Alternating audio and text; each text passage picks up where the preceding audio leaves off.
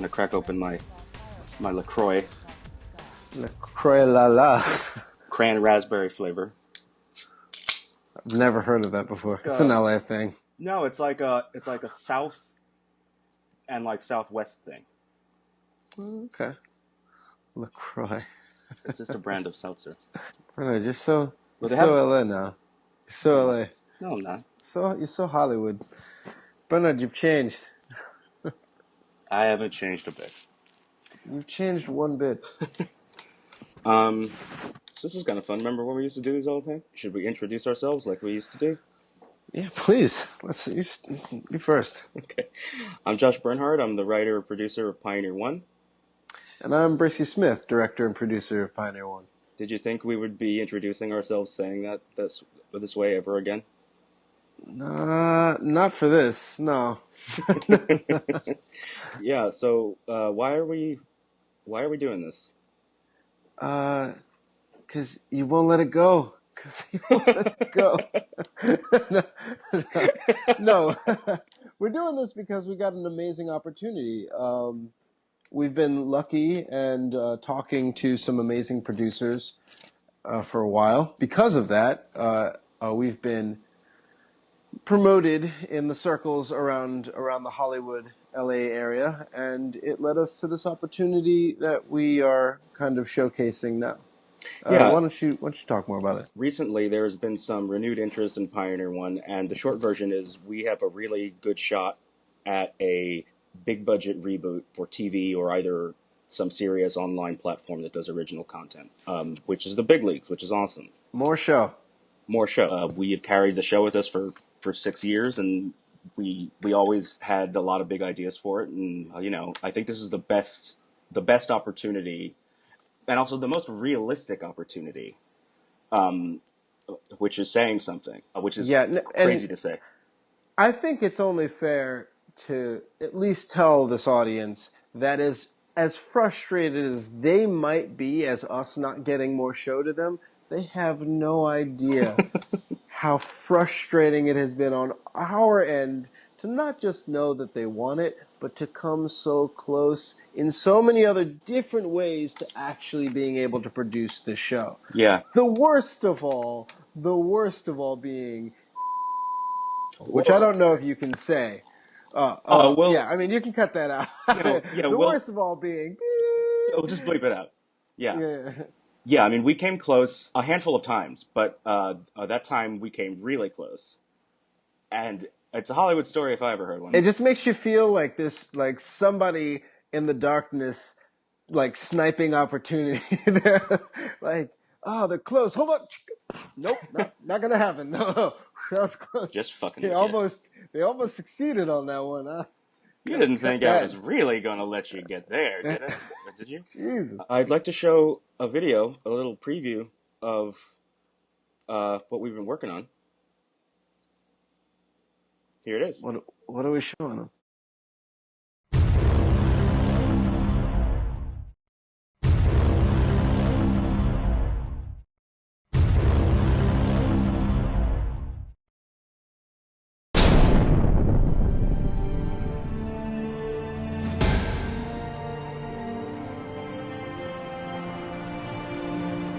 Shit just got real.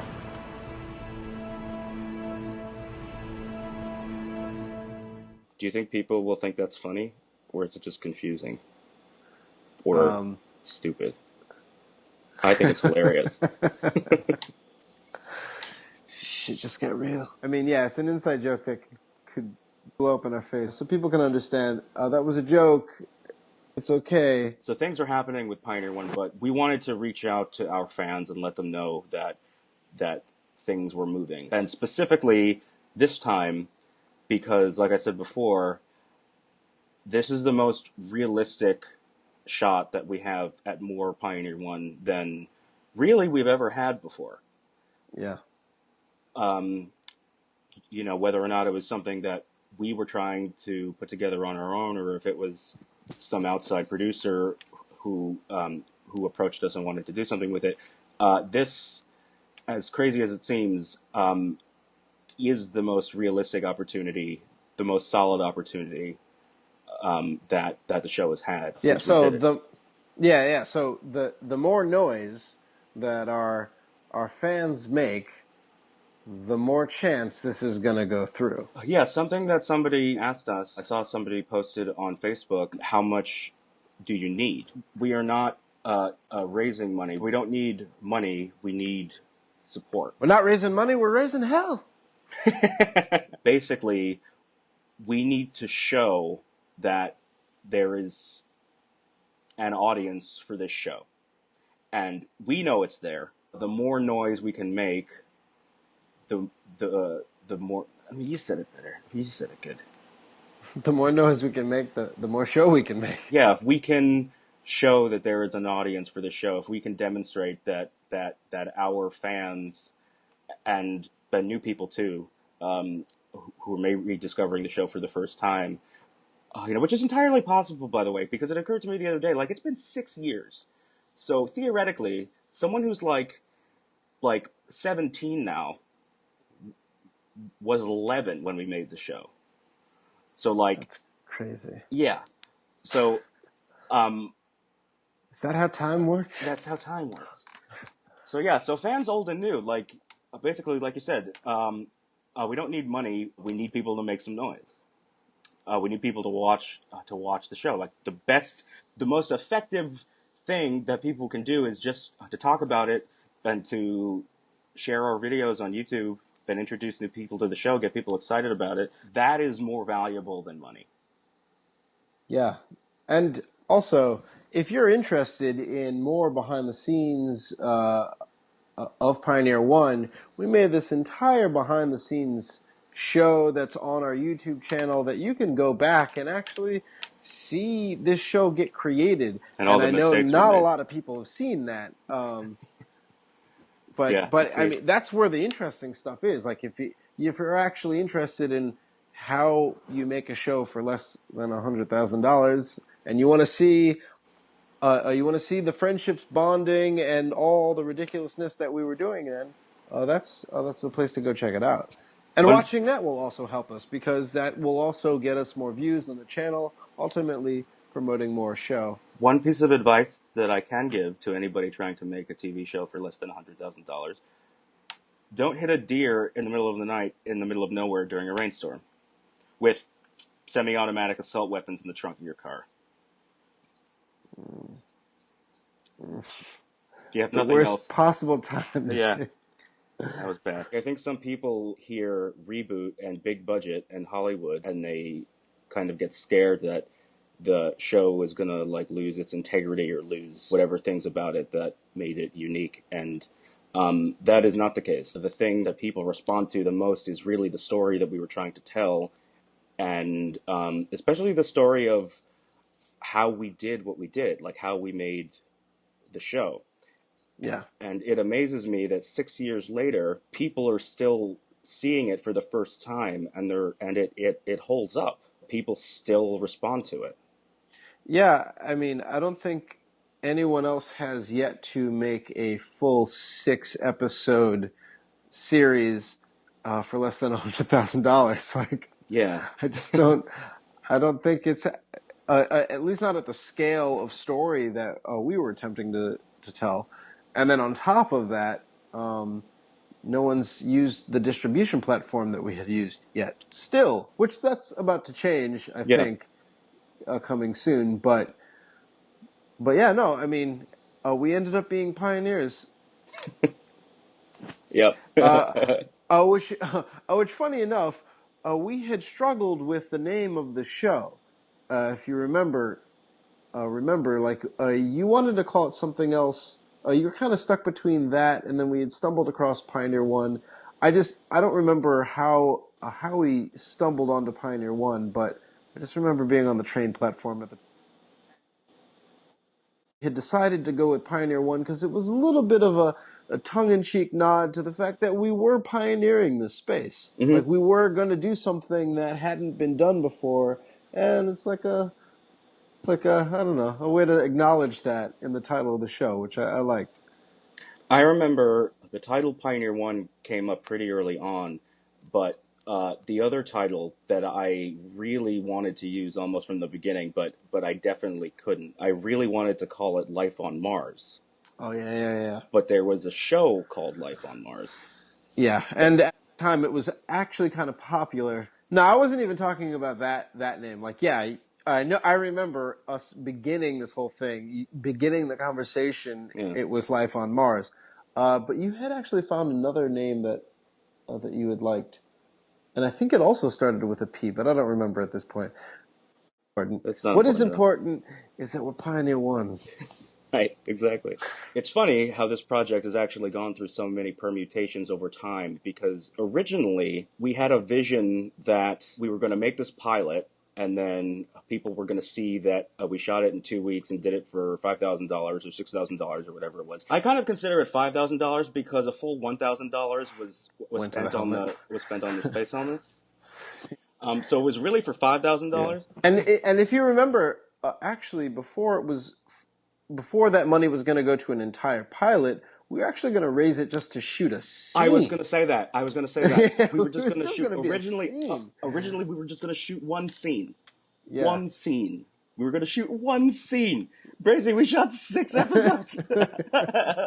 We were going to shoot a scene, and then it was you who was like, I think we can and should just like make the pilot. The show was designed for a multiple year story arc.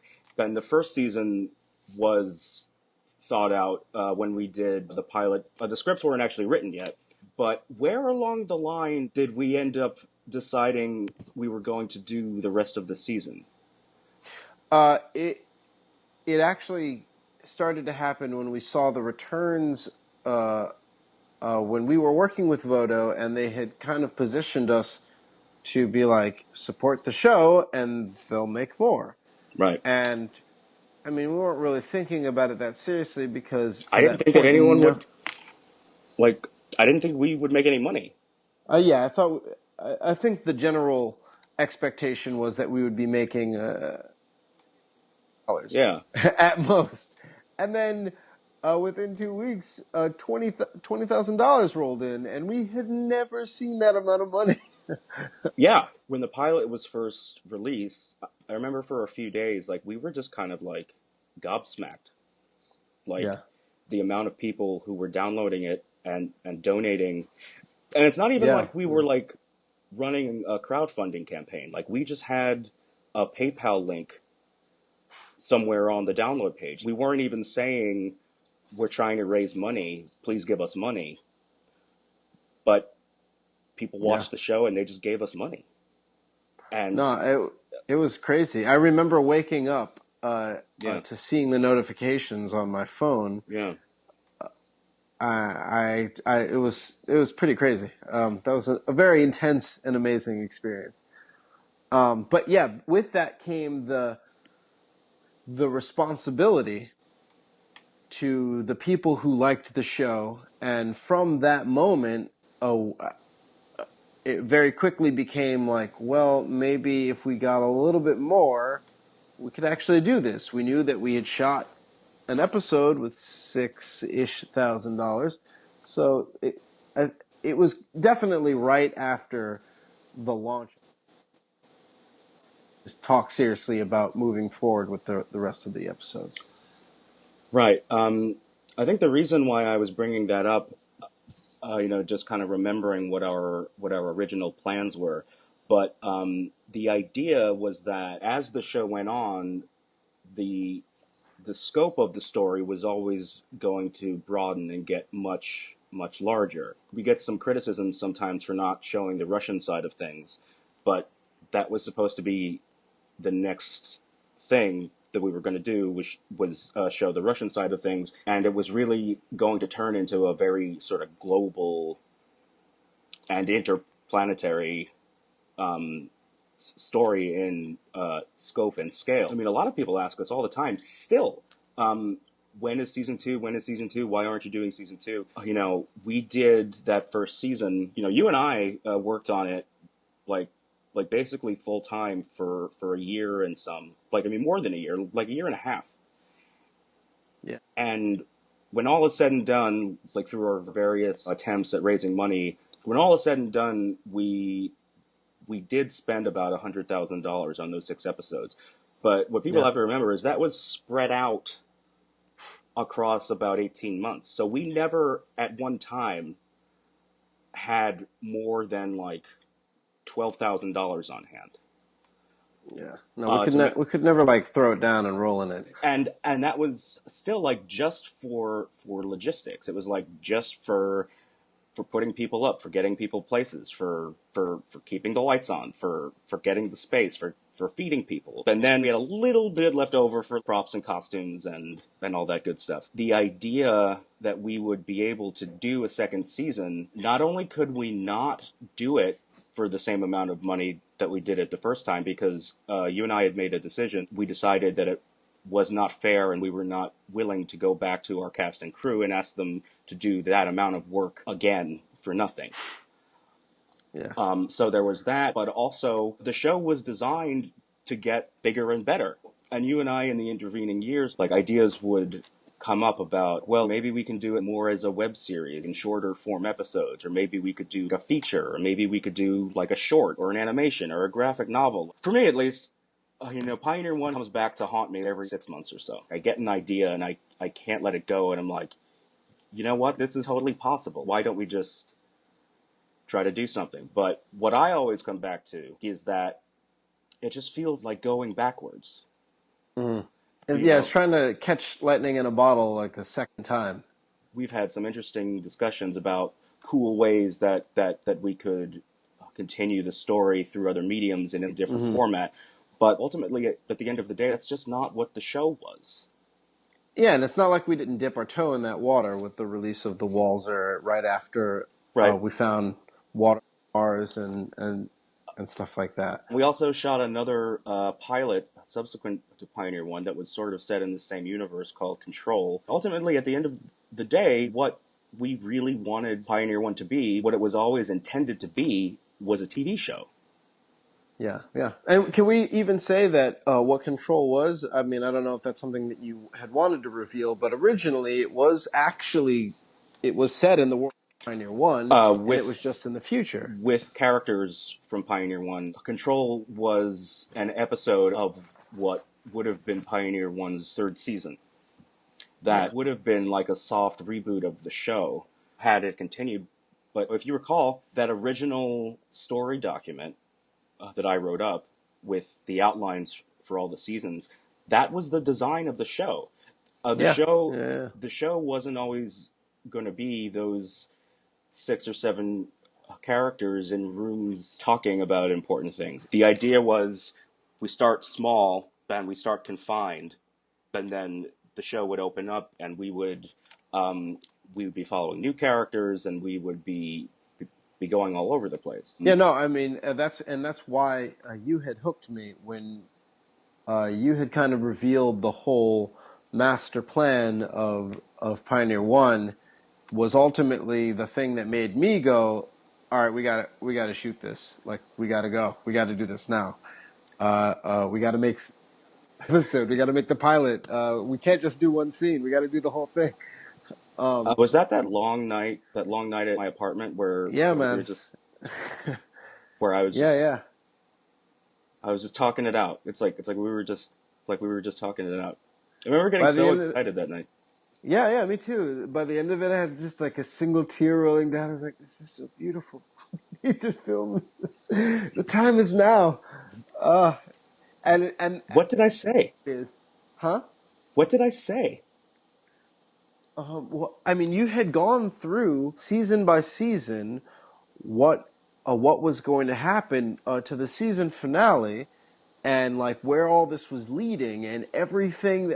I mean, I'm not going to give anything away because that is ultimately why we need to tell this story, because it's so beautiful and so perfect for our now, and it's something that I don't know. It's so amazing how it's reflecting on the past and using the current times to show what the projection is of the future, and how if we don't choose the right future, that ultimately, wherever we're going, we're going to bring with us what we've got, and I don't know. That That was something just very fascinating to me and poetic that I was like, this needs to be told. that actually right now, particularly right now, really strikes a chord. Yeah. We've been trying to ramp up our social media again to tell people that there's a reboot that's on the horizon. And I was editing some of our YouTube videos, and I started rewatching that scene at the end of episode 6 with Walzer when Taylor goes to see him, and he was depressed when he got what he thought he always wanted.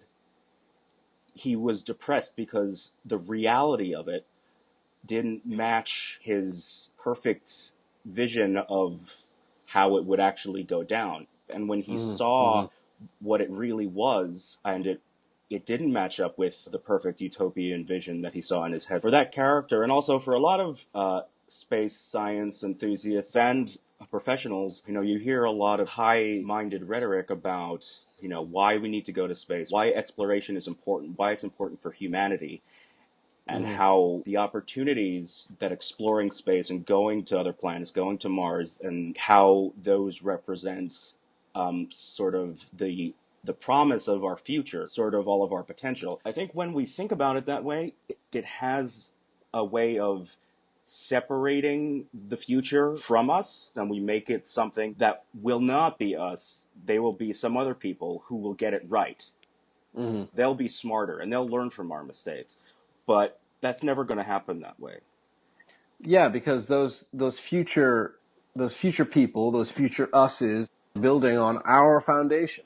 And in a way, we are those people. And those Yeah. people are going to be like us. They are going to have similar problems and be at the mercy of our humanity. If we wait for things to be perfect, then we're never going to go to the next step. And I think that shirks responsibility for trying to improve ourselves now. And the idea that we can create the future we want is scary. Because Yeah. it's always like, well, that's someone else's problem. Like, well, that won't happen in my lifetime. When we think like that, we limit ourselves. And it is scary because it probably won't be as pretty as we want it. Because the function that it serves as a dream, once you get there, then your perfect dream is gone. And you have to face the reality of like, oh shit, well, this is hard. I'm definitely rambling, and I'm gonna cut most of that out. But it's all true. I remember something you said. One of the reasons why you were like, we have to make this now, was because you said we have to do this before it just comes true. Yeah. Literally, when I was approaching people about the outline, I was approaching people with the outline of Pioneer 1 that you had kind of forwarded to me. We had worked on together to kind of shape it up a little bit. I went to go talk to a producer that I knew. And as I'm doing this, in the news, it comes out that Russian, like an old Russian robot rover had been, Yeah. and it had been previously unknown that it was even up there, and it was just like, this is coming true as we move forward into space exploration. Our scope of the world widens. We're starting to see more relics of the past, and all these hidden things that the Soviets were doing is starting to reveal themselves. And it's like, wow, it's too timely. So those moments, seeing that, it's like we had to do it now. Like there was no question. Every day, I read some article about some new discovery on Mars or some new plan to go to Mars. So it is interesting. There's sort of been a resurgence in people's interest in Mars. I think that's part of why people have rediscovered Pioneer 1 and why we're starting to get some attention now. Yeah, as you know, it was frustrating to see things like The Martian come out and hit so close to home. I still haven't seen The Martian. But the popularity of something No, that right. was like, some people could almost argue was derivative of what we had done, when I'm sure that this guy had done it himself. Like, I'm not Yeah, gonna right. Yeah. say that it had any connection to what we did. But but it was that close. I mean, ideas don't come from nowhere. It's like we all live in the same world, and we're all exposed to a lot of the same things. It's just a matter of time before whatever territory you were exploring, somebody else explores too. But and yes, I haven't seen The Martian. I haven't read The Martian, and I have nothing against it. I've heard nothing but good things. It's just I just haven't been able to bring myself to see it because I thought I would get emotional. Well, I mean, but it's that. It's the idea that what we were really passionate about all of a sudden becoming huge in popular culture, and then not really having much to do with that.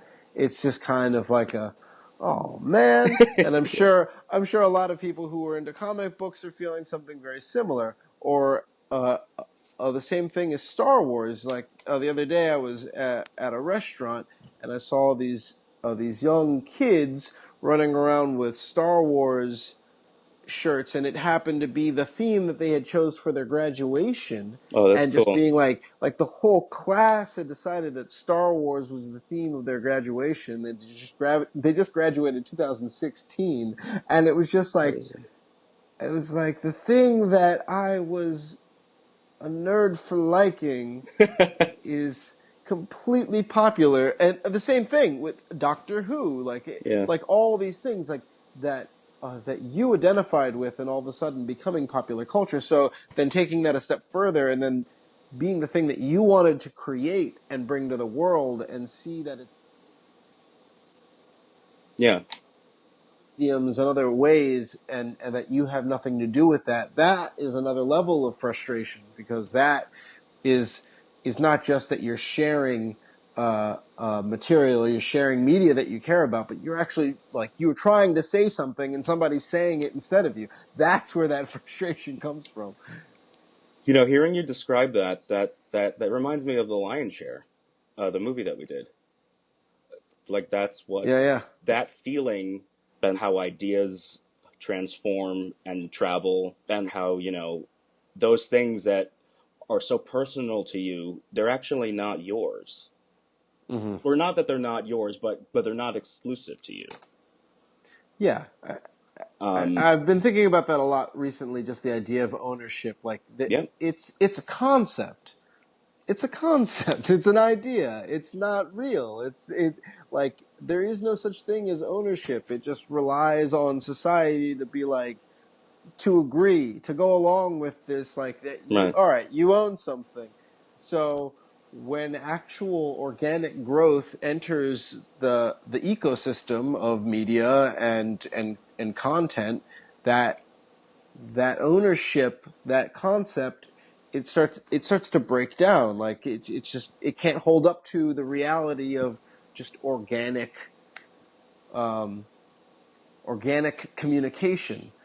I heard Childish Gambino talk about trying to sell just a song nowadays, or try to sell your album, uh, and just trying to make it on just selling an album is like trying to sell the smell of bread. It like in this day anymore. It's not, you're not going to make any money from selling bread. You've got to find some way to get the whole thing out there, or really push out something new, just because it's a different ecosystem. I don't know. You can cut all that out.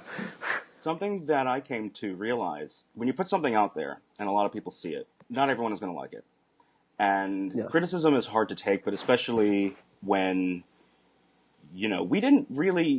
we didn't expect to be able to reach the size of audience that we did. Yeah.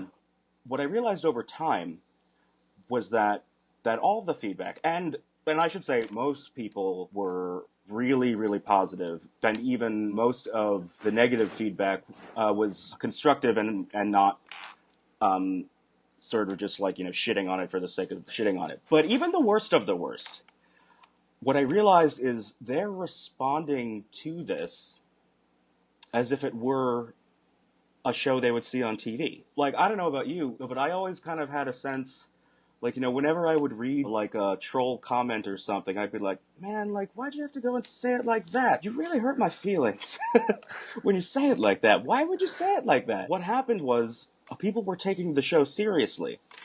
And then all of a sudden, without realizing it, we crossed over that line from thinking of ourselves as just viewers and, fans. No, we were being viewed as a real show, and because of that, we were getting real flack for it. Which was, Right.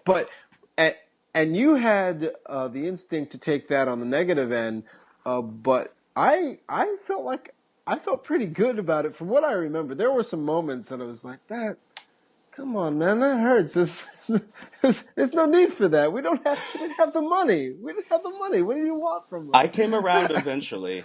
But in the beginning, like, I was really unprepared for that level of attention. Animosity. No, because again, like, I have to stress, it's not like we had an army of trolls that were posting negative stuff. I mean, that was very much the exception to the rule. But someone else has said this, or some variation of this. One negative comment has the weight of 100 positive comments. For me personally, I was just, for so long, when you are trying to make stuff and put stuff out there, you're just solely consumed with making it and getting it done. The idea that people are going to see it, like, that's more theoretical. When they actually do, then they react. I mean, at least for me, I don't know that I had ever put myself out there where people responded the way that I had hoped they would. So it was like, when I was finally out there and people were actually seeing it, all of a sudden I felt like I was in the middle of the town square and I had no clothes on. Yeah. Every little pot shot, like, really hurt because I didn't suit up. I forgot to suit up. I went to the firing range without any clothes on. He's naked in the streets. No. At first it was, yeah, I think I remember in the beginning it was a little bit more painful, but it very quickly became like, as long as I kept like the fact that they were seeing us as a real show in the back of my head, which I actually had you to thank for, because you were kind of like, well, that's what this will do. Like, if we position ourselves in the BitTorrent space as a real show, people won't know the difference. They'll just pick up our show like they pick up every other show.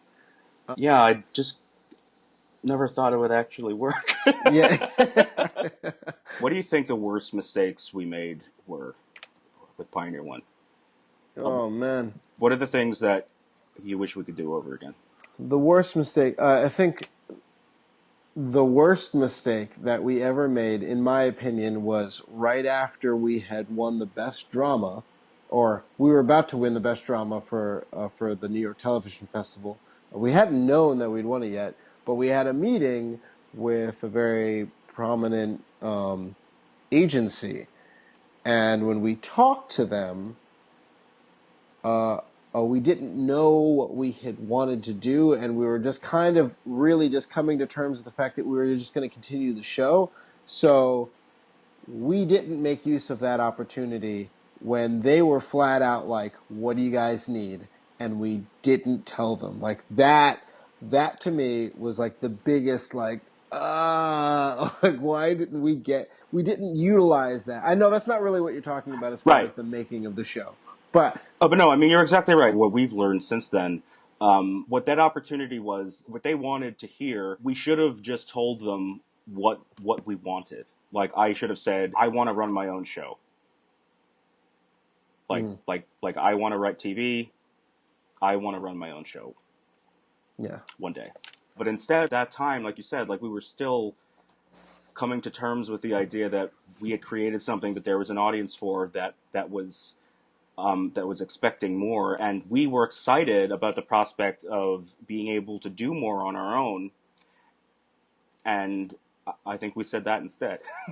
Yeah. We were like, we don't need you. Essentially, yeah.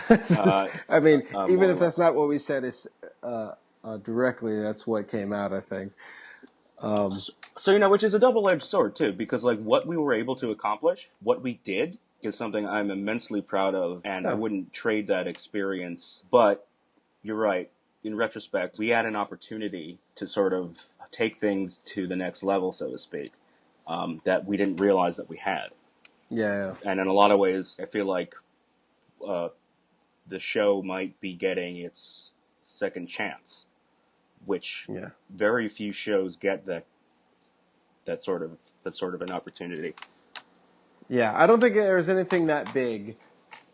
Otherwise, I mean, obviously, if you watch the episode from a 1 to 6, you can see how we learned lessons along the way.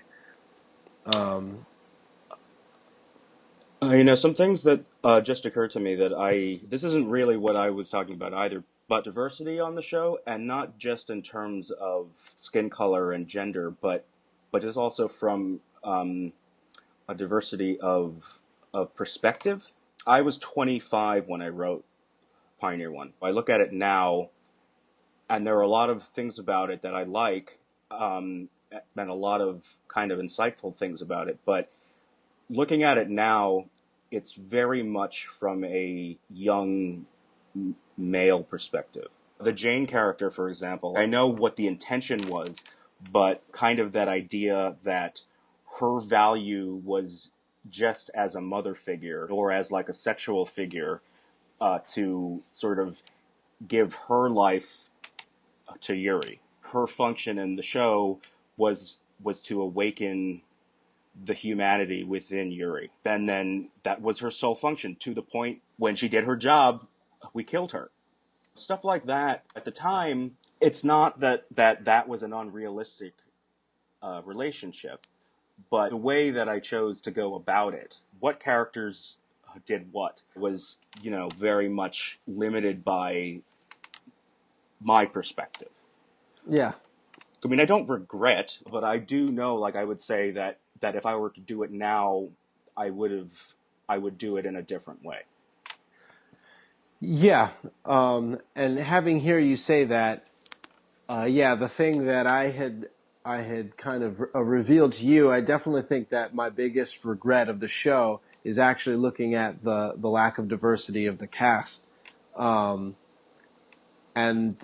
it's interesting because I don't think anybody looking at that show would realize that I was the director of that show, but or one of the producers of that show, because it just looks so naturally whitewashed or unnaturally whitewashed, as it were.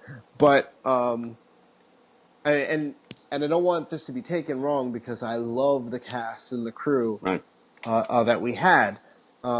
But our crew was far more diversified than our cast. Yeah. Like, if you just think about all the different faces and all the different people that were supporting us, such a very diverse crew. But the people who were on camera, that you can tell from any of the photos of the cast and whatnot. But the shocking thing to me was the realization that was more of a symptom of the system than it had anything to do with the choices that we could make, because we chose the best from what we were given, even though we had been making a call for, like, as diverse a field as possible. Like, we weren't asking for a middle-aged white man or older white gentleman. Like, we were asking just for the age, just for the sex, and like what we wanted that character to do. And we just didn't get a diverse response. Like, people just didn't show up. And that was really, really frustrating. It was insanely frustrating. You know, what I didn't realize was that an actor of color is not going to show up for an audition that's not specified as a person of color. I remember us talking about Control when we moved into casting Control. The lesson that I had learned from Pioneer One is that whatever you want those characters to be, if you need want to it to be specify. diverse, you need to write it then. Right. You need to write it then. Like, you need to write it in. Which puts you in an interesting place, right? Because I remember we were having a conversation about this once, and I just wasn't getting it. in retrospect, I was just like, well, I don't want to specify either the ethnicity or the sexuality or gender, because for me it was, very much a thing of, well, I want to be color blind or like gender blind in my casting. But that's not going to change anything. Because through our experience, we realize that unless you specify, diversity isn't just going to show up. And even when you specify, it's still hard for diversity to show up. So yeah, really in the end, it's like if you don't give something shape, it will fill like the common denominator of culture at that time. Like Right. it will fit the just general culture mold. Right. If you don't take the time to really shape it from the very beginning, which is fascinating. Then one thing that I do want to say too, I don't know if anybody is actually ever going to hear this conversation. Anything. But I'm sure some people would hear this conversation and think that we're trying to make something political that shouldn't be or doesn't have to be. But I would counter with that it's political no matter what. Because if you don't go for diversity and you end up with a whitewashed cast of characters, that is a political choice.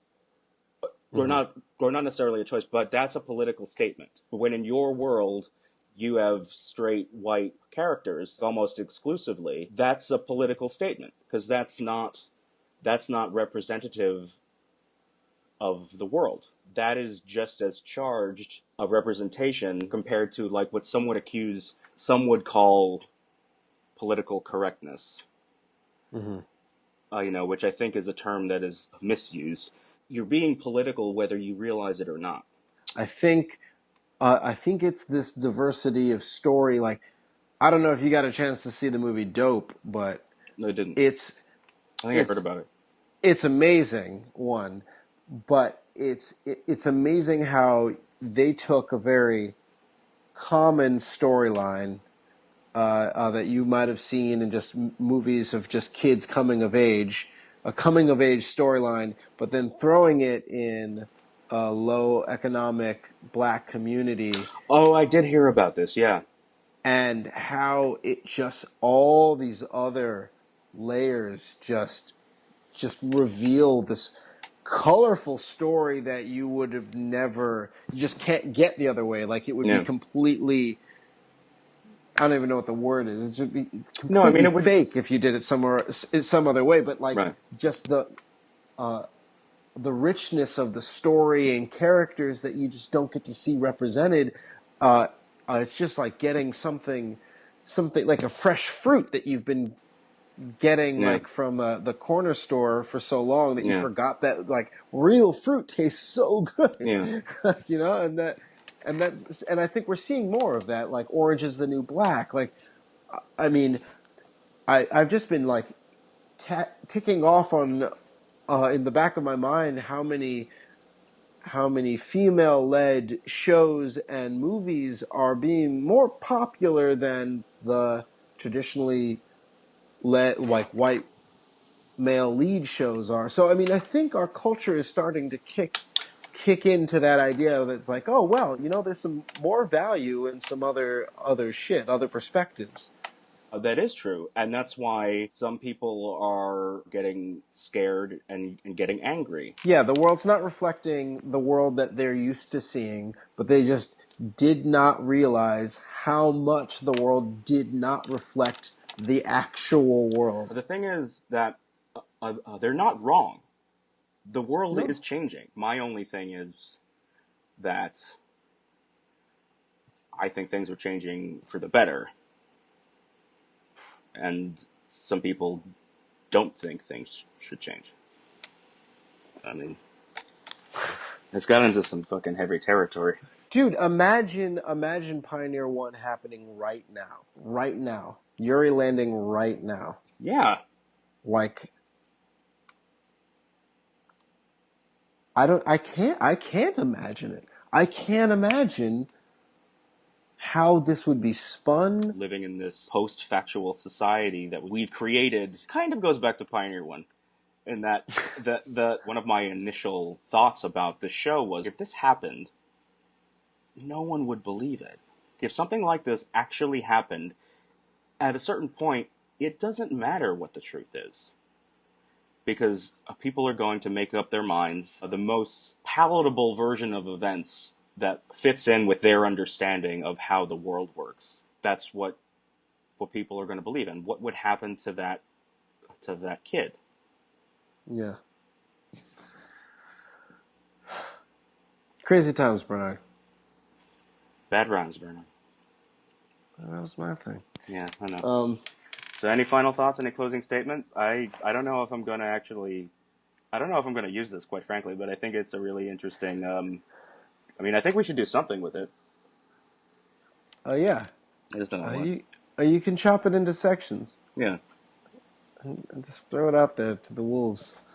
Something that I do want to say is we are going to be keeping the conversation going while things are developing, some of which we won't be able to talk about, obviously, but we're going to be present for the duration of this process that will either lead to a new rebooted version of Pioneer 1 or lead to no show. But its final demise. Yeah, but at the very least, people will get a window into that process, and they'll see what happens. So this isn't the last that you have heard from us, for better or worse. And with that, we're signing off. I can't steal your thing. I would steal your things. I'm sorry.